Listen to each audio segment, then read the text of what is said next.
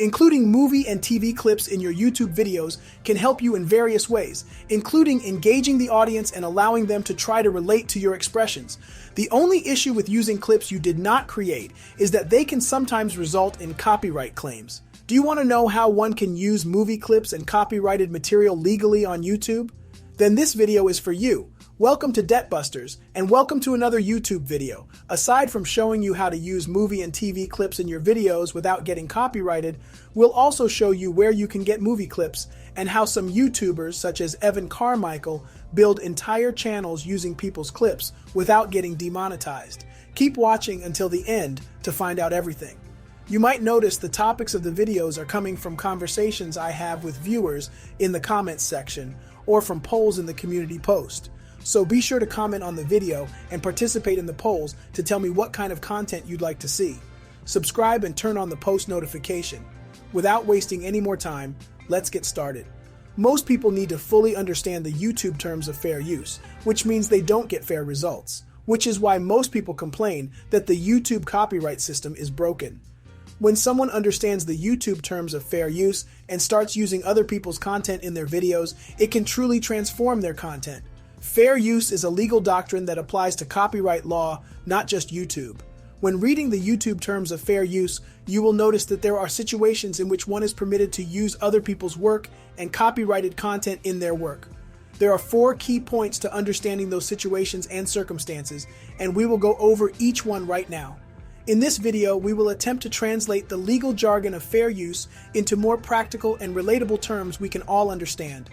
Keeping this in mind, the first point to consider regarding fair use is whether your use of the work is transformative. What we mean by this is, are you altering the value or meaning of the original work in any way, or are you simply stealing it? Downloading a file of your favorite cartoon, such as Family Guy, and then uploading it directly to YouTube is not fair use. Because you uploaded the animation video without altering it, this is considered piracy. When attempting to use movie or TV clips in their YouTube videos, most YouTubers take elements of the movie they want to use and then construct a new narrative. The majority of these videos are completely different works with entirely different messages. In short, simply taking the work and reusing it is unacceptable, but taking it and transforming it into something new, changing the meaning, value, and what it is about is considered transformative. The amount of copyrighted material you use with the overall length of the copyrighted material is the second point of fair use. When someone uses an entire episode of their favorite show, they take 100% of the work, whereas when they only use a few clips, they only take a tiny fraction of the total work. Using a small fraction is usually justifiable as fair use, so when it comes to using copyrighted material, a lot of factors come into play. For example, are you trying to use the entire thing, a large chunk of it, or the heart of what it's about, or are you just taking a tiny element? If you are, it will fall under fair use. The third thing that goes into deciding what is fair use is how your use of copyrighted material affects the commercial success of the copyrighted material you are using. So if what you're doing with someone else's work will harm them, such as potentially hurting their sales by discouraging people from purchasing it because they can watch yours instead, it's less likely to be fair use. On the other hand, if it does not affect the original's commercial success, it is more likely to be fair use. The fourth and final factor of fair use is the nature of the copyrighted work. If it's already been published, which it almost certainly will be if you're using it, it's more likely to be considered fair use. Also, if it's something factual, such as something taken from a biography or something published as fact, it helps your case with fair use. Another thing that will help in fair use is using it in an educational context and attempting to present facts rather than simply profiting from it. Once you understand these 4 points, you can determine whether you can legally use other people's copyrighted material in your work. Before we get too far into it, I'm not sure if it's for you, but if you know someone who's interested in growing their channel and dominating YouTube, then have them subscribe to this channel for more content like this. Just imagine if you had $10,000 more in your bank account every month.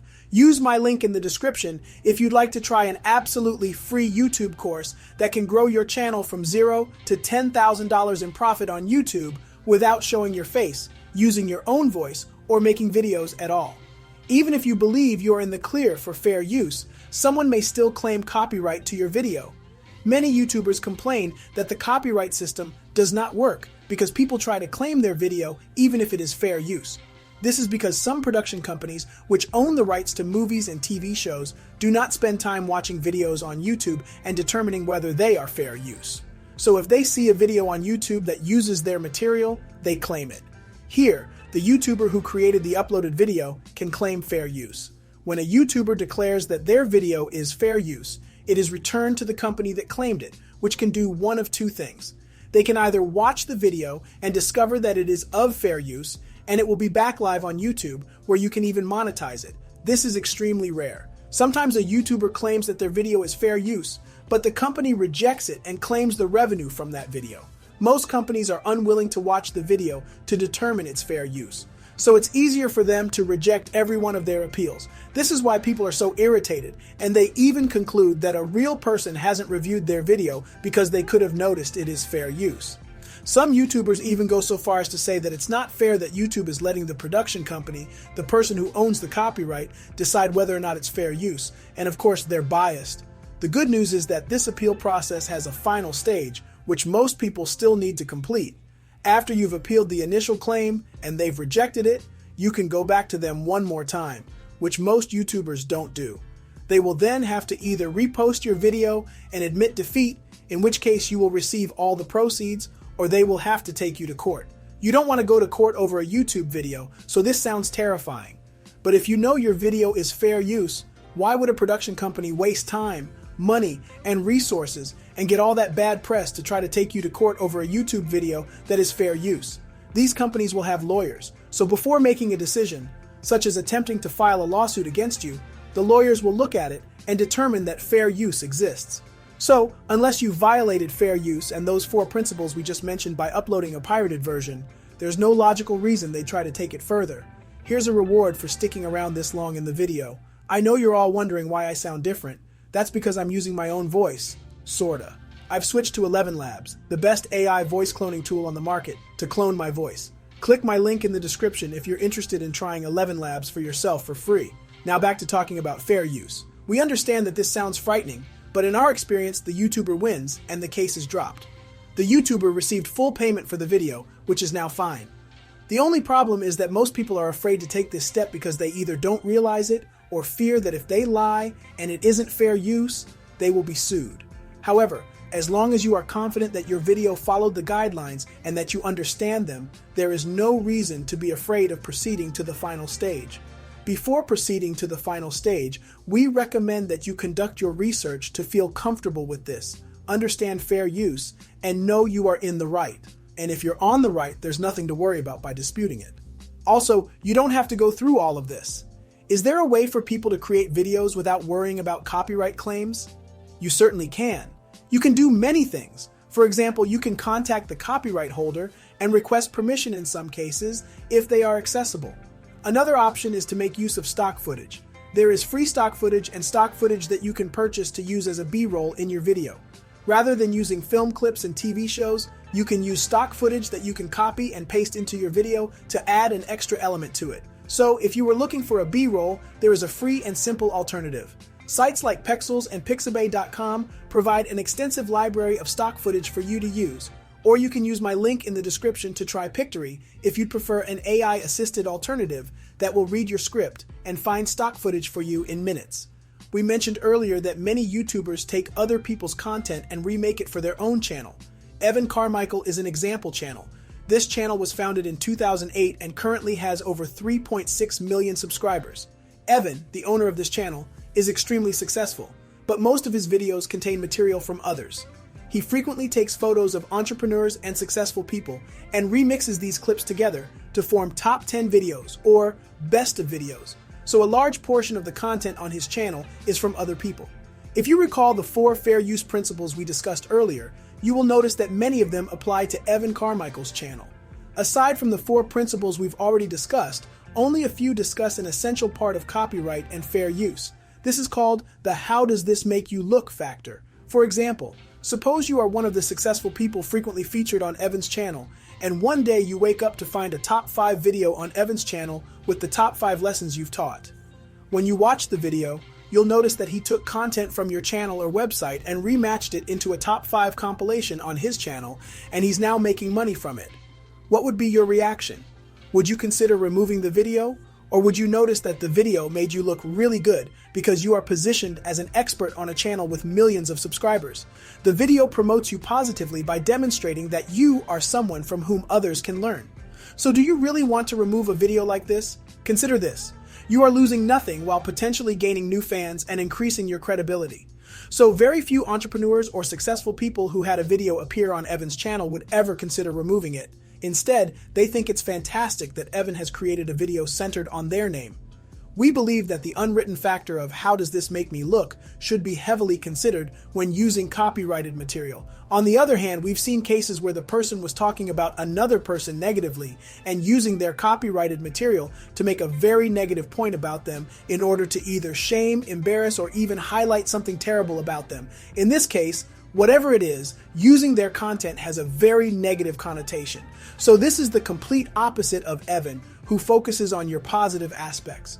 When it's the complete opposite and someone is attempting to tear someone else down or using their content against them to say something negative, that's when problems arise. Even if that person did it in a fair use manner, the person being attacked with this content would want it removed even if it is fair use, and they will fight it all the way. So, while we at Debtbusters believe this is an excellent way to look at it, you should ask yourself, are you doing anything positive for the creators of the original copyrighted material? Because if you are, it is not in their best interest to try to make a claim against you, and there is no real reason for them to want to take it down. On the other hand, if you do the opposite and try to say something negative about someone or a group of people, you may run into problems when attempting to fight for copyright. We've covered a lot so far, bouncing around all these different elements of copyright and fair use, and you may be feeling overwhelmed right now. Still, the bottom line is that you can use copyrighted material in your own YouTube videos and social media content, but you should do more research on fair use first to fully understand it. You will be completely fine if you follow the fair use principles and have done your research. How do you incorporate movie and television clips into your videos? There are a few possibilities. The first is a site called playphrase.me, a search engine where you can type in the phrase you're looking for and bring up movies and TV shows that contain that phrase. So it's similar to Google, but you're only searching within TV shows and movies. So if you have a quote in mind that you can picture in a TV show, or want to find one based on a certain word or something, you can type it into this website.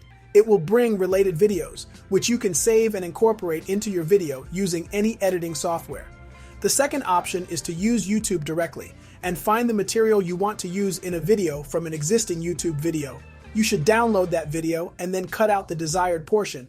I like this method because if that copyrighted material is already on YouTube and was uploaded by someone other than the official channel for that TV show or movie, chances are that the production company isn't taking down videos. If the copyrighted material is already on YouTube because someone else uploaded it, they're not looking for YouTubers to target with copyright strikes. So if it's fair use, you should be fine using it without getting a copyright strike, but you can't count on it. If you're using fair use, you shouldn't have any problems. So you can go to YouTube, search for the scene you're looking for, download the video, and cut out the part you want. We'd love to hear what you think about this. Do you want to start using movie and TV show clips in your YouTube videos? Comment down below and let's engage. If you have any questions, please leave them in the comment section. We will always try to respond to everyone. Are you ready to take your YouTube earnings to the next level? If you enjoyed this video and want to learn more about how to make money with YouTube Cash Cow channels, then you don't want to miss this exclusive offer. Our friend Matt Parr has put together a 100% free course that teaches you his secret growth tactics for making up to $30,000 each month online. And for a limited time, he's offering an exclusive upsell to his course. With this course, you'll get access to even more advanced strategies and techniques for maximizing your YouTube earnings. You'll learn how to create and monetize multiple cash cow channels, how to optimize your videos for maximum views and revenue, and much more. Don't miss this opportunity to take your YouTube success to the next level. Click the link below to learn more and sign up for the upsell now. You'll be glad you did. Now you know how to legally use movie clips and copyrighted material on YouTube. That, however, won't help you if you're interested in knowing about the Clipchamp video editing tool. Watch the video on your screen if you really want to know about the Clipchamp video editing tool. Thanks for watching, and I'll see you in the next video.